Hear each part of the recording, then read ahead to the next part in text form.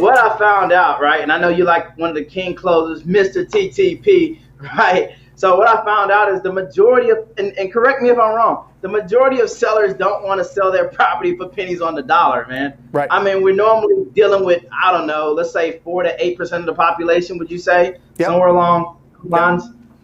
And what I find is that when you give sellers, a cash offer is great, right? If they'll accept that for speed and convenience. But sometimes, and a lot of times investors that think if they're not willing to sell their property for pennies on the dollar, they're not motivated. Right. That's not necessarily true. Sometimes they're motivated, but your offer just doesn't work, right? And so what I find is give them a couple of options, right?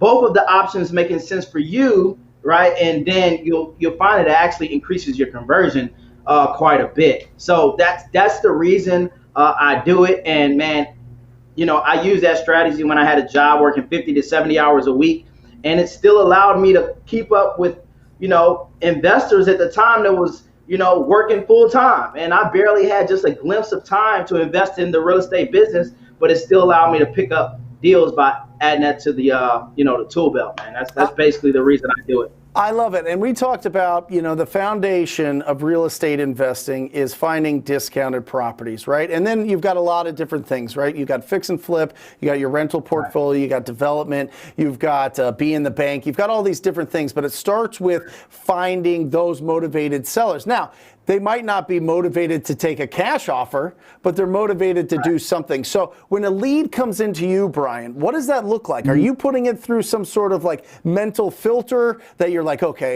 let's see, their situation's this, and this. I think that I'm going to go with this approach and give them a cash offer. And if not, I'll back up and I'll do something that's more creative. Like, how do you process that in that, in your brain? Man, great question. So look, I love your framework. We do the exact same thing you do. Like, I don't like to make things, complicated. People think creative finance, they think you're doing mental gymnastics. Right. No. You can just add a couple of just more things, right? That's real simple, right? You're doing a layup. Okay, add a little jump shot, a few more things. So this is what it looks like. This is what it looks like, Brent. Lead comes in, we qualify the same way you qualify for motivation. The reason for selling, what happens if you don't sell, the condition, the timeline, right? The asking price, the reason for selling, right? Yep. And then we normally give an option, offer range, right? If we find with tug of war that this isn't going to be a fit, then we present another offer. And a lot of times, depending on the situation, we'll make both offers at the same time, and we'll just assume the close. Mr. Seller, based on everything you shared with us, which one seems like a better fit for you? And just shut up. And I'm telling you, man, it works like magic. And so you go in with a cash offer that's obviously the price is going to be lower, and then you go in with what other option is this? I guess it depends on the situation, right? If they own it free and clear, yeah. Back it up. You asked about the framework. So property has a mortgage. Obviously, this is going to be subject to, right? It's going to be taken over the existing, loan. Now, what we're looking at typically on this is, will it cash flow? Can the property pay for itself, right? That's what we're looking for. And if it doesn't cash flow, if it doesn't pay for itself, does that mean it's a bad deal? No. We may do something like assign it, right? We might assign it to someone else, or we might structure it on a seller finance, aka a wraparound mortgage, right? And assign that to a retail buyer, because retail buyers, they're not looking for equity and cash flow. They pay top dollar, right? And so if that sub 2 won't cash flow, but it's still at a rate that someone is willing to pay that much because they're gonna lay their head there every night, we'll still be able to profit off that deal. If it's free and clear, that second offer, seller finance, of course. And that's what's exciting, right? So a couple different things that I want to kind of pull apart there is, one is if they do have a mortgage and maybe there's not a lot of equity. Brian, we've been having, this has been bananas in our own business here in Phoenix. We're locking up sub 2 deals, and it is like a feeding frenzy when we put it out to assign that deal. Like it. Yeah. listen, I could keep them. I could do that. I choose to keep that side and assign and see what's going on there. But it is a feeding frenzy. So even if they don't have a tremendous amount of equity, if you're able to put together a really solid sub-2 deal, people will pay you for those. People will pay you $10,000, $15,000, $20,000 a pop to be able to add that to their portfolio, not have to go get a conventional loan every day of the week. And the second part is, you really want to make a ton? You really want to assign that? Let's talk about it. Sell it to somebody that's going to live there. You know what I mean? Just like you said, sell it to somebody that's going to live there. Now, the other side is the creative financing. So let's just, for everybody that's not really sure, what that means, essentially, for the most part, these properties are owned free and clear, right? Or they've got a very significant amount of equity. But let's just say that they're free and clear for this example. Then you go in and you approach them as being the bank. Now, in your experience, Brian, is it because they don't want to pay a lot in taxes? Is it because they don't know what to do with the money? Is it because they want more for the property than you're willing to give them for a cash offer? Ding. That's it. Yeah. Okay. So when you're going, it's usually that. It's usually that they're not strapped or stressed for cash. They don't really have an emergency or pressing need. And if there's a way that you can give them more money and it doesn't scare them, they're willing to do it.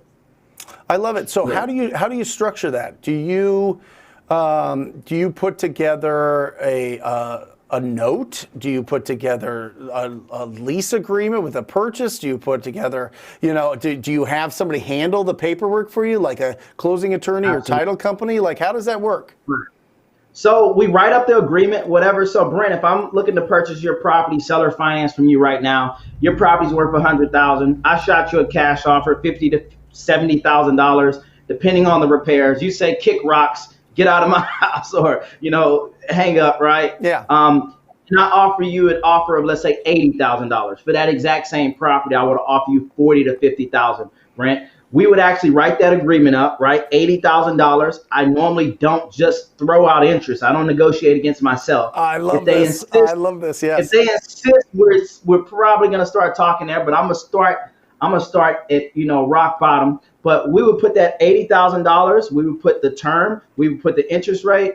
And at that point, Brent, I'm gonna let the experts do what the experts do. I'm a real estate investor. Pass that contract over to an attorney, a real estate attorney or title company. They're going to draw up a promissory note. Mm-hmm. They're going to draw up a deed of trust here in the state. We're in Texas, so that's the actual instrument that allows the seller to foreclose and take the property back in the event that I default. Right. So they have their protection as well. So that's what happened.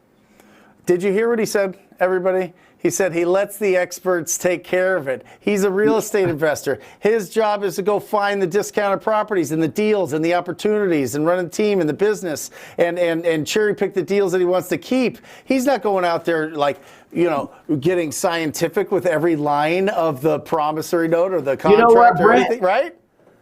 You know what, Brent? And it's funny because a lot of people are so scared of creative finance because they're like, I don't know what to say. I'm not the expert. Yep. Check it out. Sellers respect honesty. They respect if you just kind of straight up front with them. So if you don't know the answer to a question, guess one of the best responses? Mr. Seller, that's a great question. Let me get with my real estate attorney. I'll have an answer for you by 5 o'clock. Is that fair? Right? Let me speak with blank experts. And they feel that they're comforted because you're surrounded with a team of experts. So it's the truth. We don't need to know everything, and don't lie. Just tell them. I don't know. I know we can put this together. I'm going to let them worry about all of the technical paperwork, but let's you and I work on the price and terms, and we'll get this settled and figured out and as smooth as possible. And if they believe that, and they remember when you're negotiating with a property owner, it comes down to three things: the price, the terms, and whether or not they want to work with you. That's it. So if they want to work with you, just work out those other two, let the paperwork get done by the experts, and you're off and running looking for other opportunities, because as well as I do, Brian, sometimes you fall into the black hole of like, I need to protect this deal. I need this deal to close. Oh my gosh, it's so precious. It's so beautiful. But you had a 50, 70 hour a week job, you couldn't afford to do that and worry about all this and like not sleep and, go through all the brain damage. So you went and you set it up with people that you trust and you rock and roll. So let me ask you about that. Let me go back in case people don't really know, because I want to give them the heat early because I think that that's so great. Okay. But how did you get into real estate? Where did you know what I mean? Like it sounded like you had a nice career going on. What happened? Yeah. Man, I wanted freedom like you, Brent. What's today? I don't even know. It's Wednesday. Yeah. We do our dispositions meetings on Wednesday. It's a Wednesday and you're inside of a set recording videos and doing what you want to do. I wanted that, right? Yep. I wanted that. And that's what happened. I did have a great job, Fortune 3 company, but man, I just wanted a little bit of freedom. So like everybody else, I was searching on YouTube, ways to make money. I know it sounds shallow. And I seen a bunch of scammy looking stuff, but I kept seeing people like you, and I was like, man, these people are real. Like, people are really doing this. And so I took my shot at real estate, and you hear people say, buy houses with no money, no credit. That sounds like I'm gonna tell you that sounds like a scam. Of course. I'm gonna keep it honest. But it's not, man, and it's real, and it'll change your life. Yeah, for sure. So with your team, how are you guys going out and sourcing your leads? Like, what's your lead generation look like?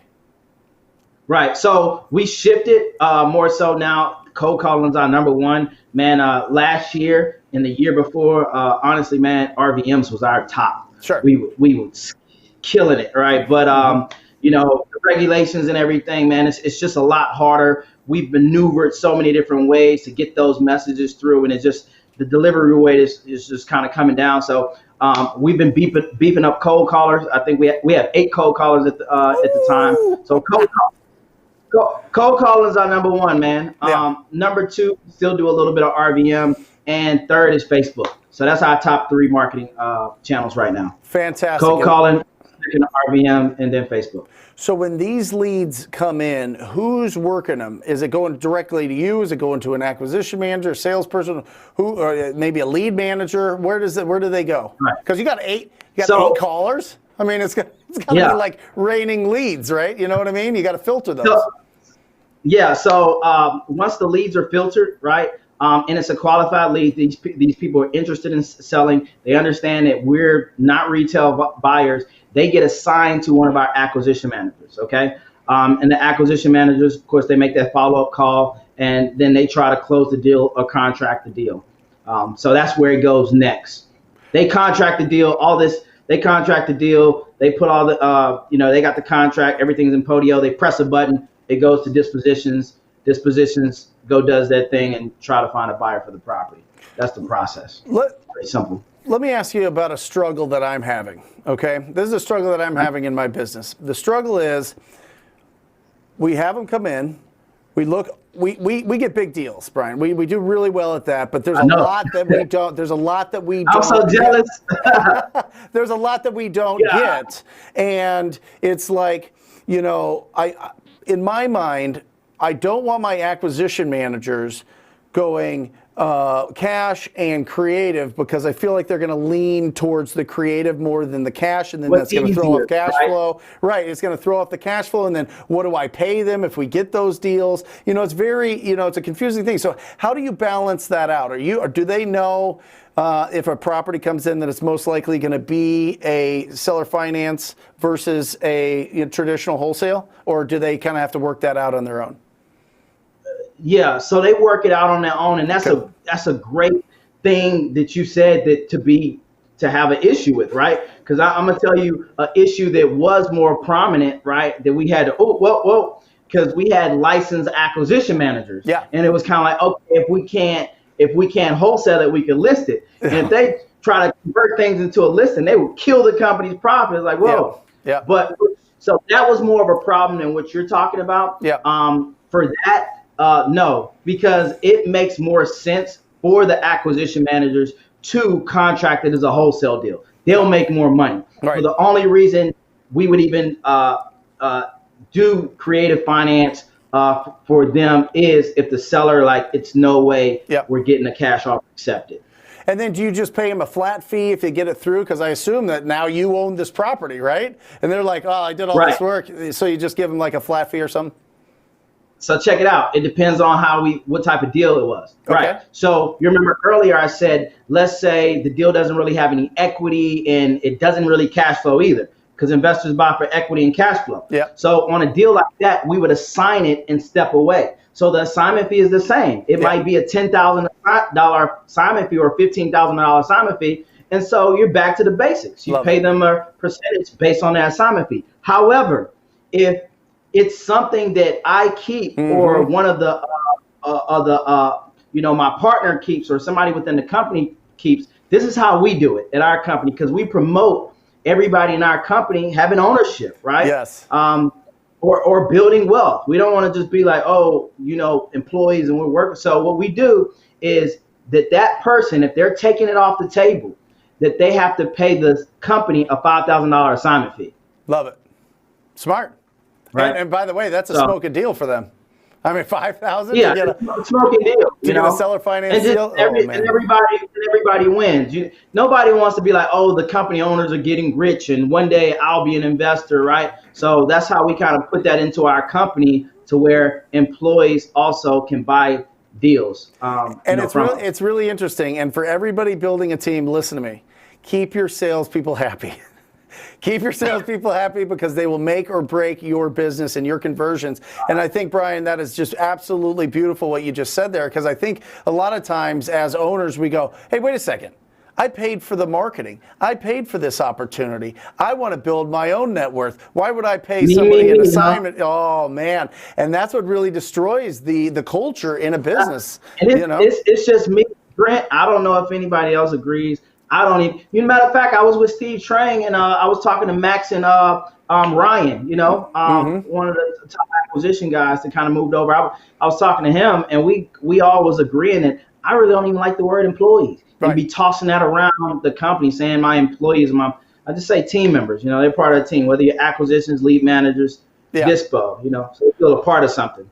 Yeah, it's like My team comes over and my family's there and they're like, oh, you work for Brent? And I'm like, they work with me. All right. Like, let's calm this down. Yeah. You know what I mean? Like, nobody's inferior. Yeah. I'm not overlording and, controlling it all. And I think that's really important, because once you start bringing on people, you truly work for them. They don't work for you. I mean, obviously they have to have that motor. They have to have that engine to go out and succeed. They have to want to financially be really healthy. But if they don't need you like lording over them and hitting them. You know what I mean? No, they need to have the freedom to do what they do. So that's awesome. So when you get that property and you turn it in, did you have to find a specific, is it escrow or is it a closing attorney in Texas that you turn in? Escrow. So when you turn your contract for something that's creative into did you have to find a specific escrow officer that understood how to do those deals? Man, come on, Brent.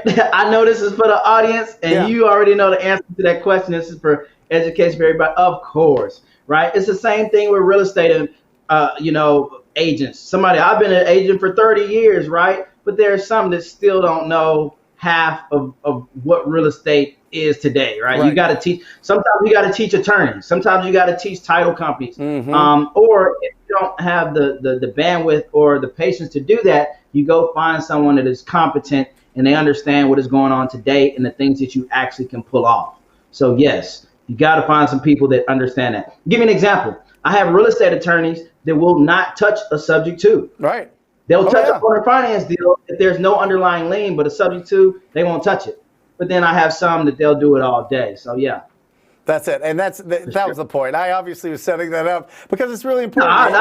Thank you for the layup. Yeah. No, but I mean, it's really important to, when you're on the team, go with the experts that already know what they're doing. You don't have to learn it all. Just understand that you're working and you're trying to bring value to that property owner that's in distress. That's 6 to 10%. I think you said 4 to 6%. It just depends on the market. Typically, the average is about 6 to 10% are in distress at all times. There's plenty of opportunities.